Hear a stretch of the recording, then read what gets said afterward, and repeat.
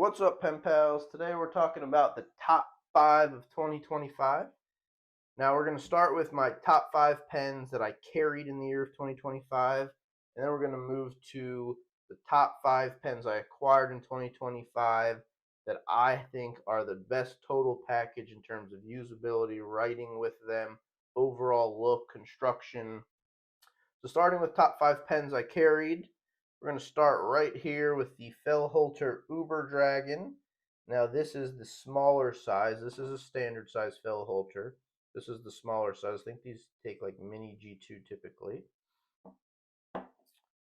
This got a copper tip. I've done, this was from Andy Waugh. It also has a brass fab cap. This is the Uber Dragon finish done by Axel with the milled dragon clip. Fab cap, a favorite of mine. Part of the reason why I've carried this pen so much. I'm a big fidgeter. I love spinning the fab cap there. I think I've got this to go for like a minute 30 seconds. The action, very smooth. The overall appearance of the pen is great. Some have called it the mermaid finish, typically called the Uber Dragon, but this has been a real joy to carry this year. My only complaint is when using the pen with the smaller size. The bolt handle does go into the hand sometimes. I've been back and forth all year about what size Fellhoelter I prefer more, because that does not happen on the larger size, but I do like the pocketability of this, the smaller size, so been carrying it a lot. Next is the Autmog Stepnose 45 in bronze. Bronze has probably been my favorite metal of 2025 as more and more makers keep putting out bronze pens. The mech here, super smooth on the click and the bearing.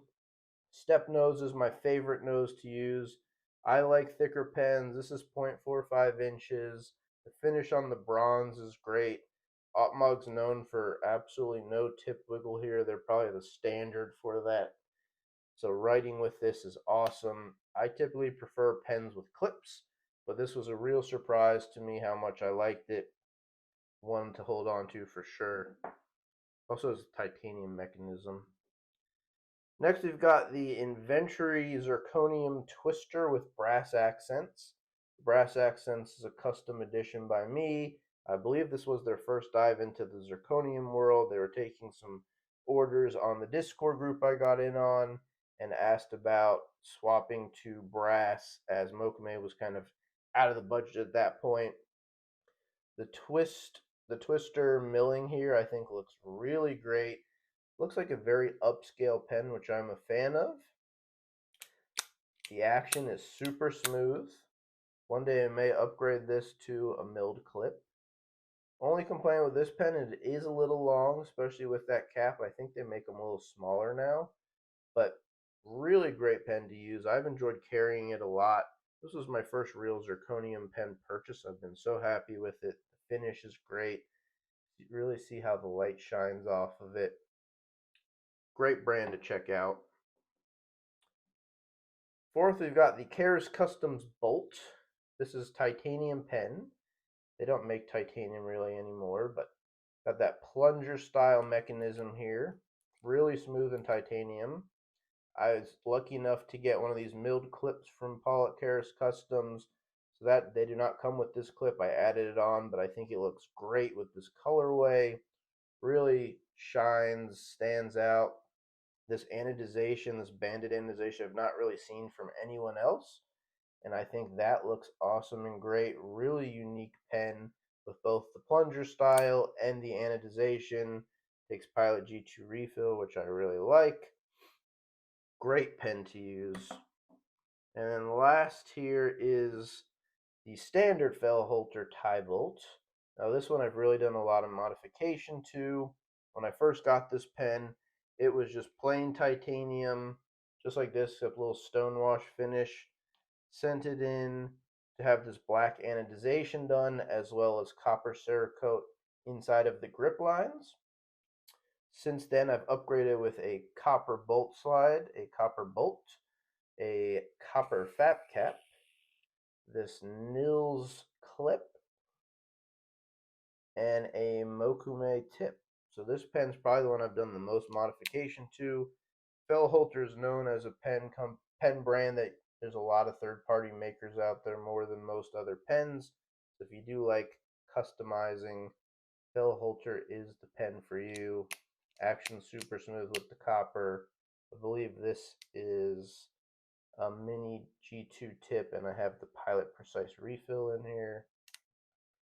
I wear a lot of black dark clothing, which is why I've carried both of these a lot. Try to match the pens to the outfit. Honorable mention pen right here, the Machine Era Twist in brass. Really love the look of this pen. Twist right here to get the mechanism out. Parker size pen. This is the pen I carry the most when going out to eat at restaurants, and I'm going to sign the receipt.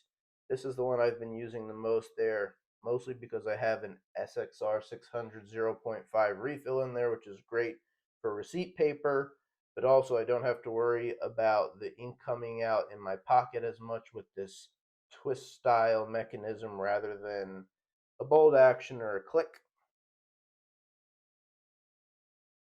Now you'll see these are mostly longer pens except for this Fellhoelter here. Pilot G2 refill has always really been my favorite refill. I was never a big Parker fan because I just hadn't found a refill I liked. I hate the Schmidt Easy Flow 9000. I don't like super smooth jelly refills. I like a little tactile feel, a little scratchiness in the ink.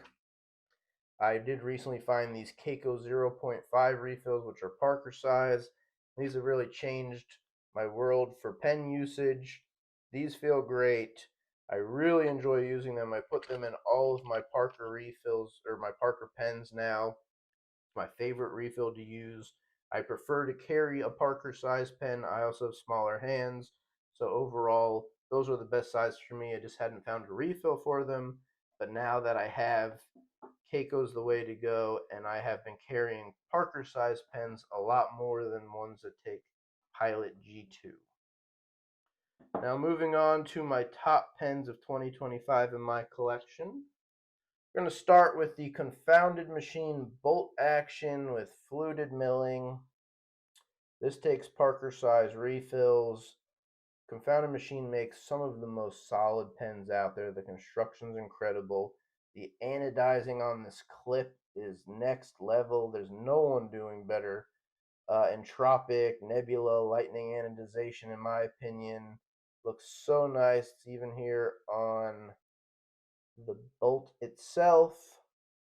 The action is second to none. It takes no effort at all. It's so smooth and buttery. There's a reason these pens are so hard to come by, and when someone has them, they don't really let them go. Next, we've got the Q3D Atlantis Twisti. This is a copper pen with forced patina. When I first got this pen about 3 weeks ago and put it in my hand, it felt so nice. It's got this copper step tip again. I love the Stepnose.